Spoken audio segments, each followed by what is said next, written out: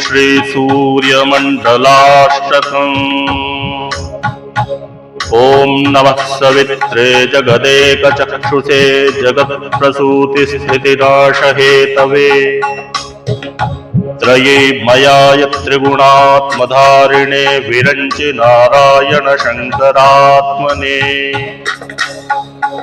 ॐ यन्मण्डलं दीप्तिकरं विशालं रत्नप्रभं तीव्रमनादिरूपं दारिद्र्यदुःखक्षयकारणं च पुनातु मां तत्सवितुर्वरेण्यम्। यन्मण्डलं देवगणैः सुपूजितं विप्रेस्तुतं भावनमुक्तिकोविदम् तं देवदेवं प्रणमामि सूर्यं पुनातु मां तत्सवितुर्वरेण्यम्।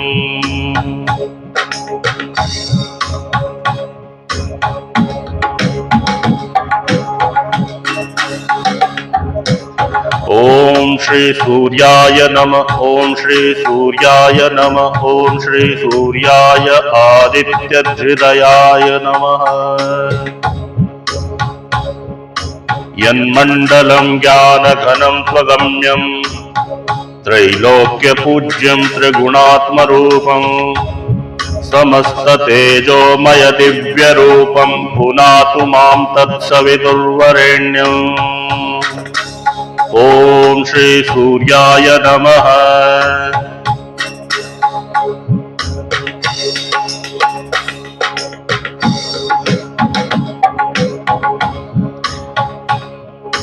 ॐ यन्मण्डलं गूढमतिप्रबोधं धर्मस्य वृद्धिं कुरुते जनानां यत्सर्वपापक्षयकारणं च पुनातु मां तत्सवितुर्वरेण्यम्। ॐ यन्मण्डलं व्याधिविनाशदक्षं यदृग्यजुहुसामसु सम्प्रगीतम् प्रकाशितं येन च भूर्भुवस्व पुनातु मां तत्सवितुर्वरेण्यम्। ॐ यन्मण्डलं वेदविदो वदन्ति गायन्ति यच्चारणसिद्धमेघाः यद्योगिनो योगजुषां च सङ्घा पुनातु मां तत्सवितुर्वरेण्यम्।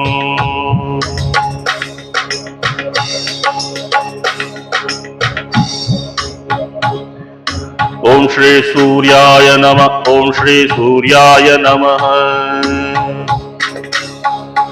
ॐ यन्मण्डलं वेदविदो वदन्ति गायन्ति यच्चारणसिद्धसङ्घाः यद्योगिनो योगजुषां च सङ्घा पुनातु मां तत्सवितुर्वरेण्यम्।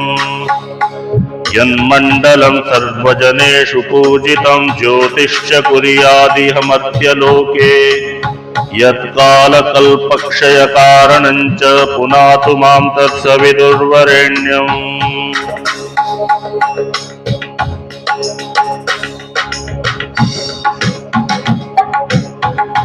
ॐ श्री सूर्याय नमः। ॐ श्री सूर्याय नमः। ॐ श्री सूर्याय नमः।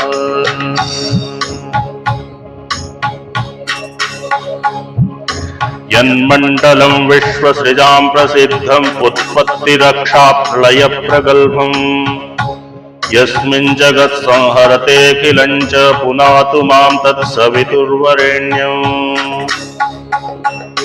ॐ यन्मण्डलं सर्वगतस्य विष्णोरात्मा परं धाम विशुद्धतत्त्वम् सूक्ष्मान्तरैर्योगपथानुगम्यं पुनातु मां तत्सवितुर्वरेण्यम्। यन्मण्डलं वेदविदो वदन्ति गायन्ति यच्चारणसिद्धसङ्घाः यन्मण्डलं वेदविदस्मरन्ति पुनातु मां तत्सवितुर्वरेण्यम्। ॐ यन्मण्डलं वेदविदोपगीतं यद्योगिनां योगपथानुगम्यम् तत्सर्ववेदं प्रणमामि सूर्यं पुनातु मां तत्सवितुर्वरेण्यम्। मण्डलाष्टतयं पुण्यं यः पठेत् सततं नरः सर्वपापविशुद्धात्मा सूर्यलोके महीयते। ॐ श्री सूर्याय नमः। ॐ श्री सूर्याय नमः। ॐ श्री सूर्याय नमः।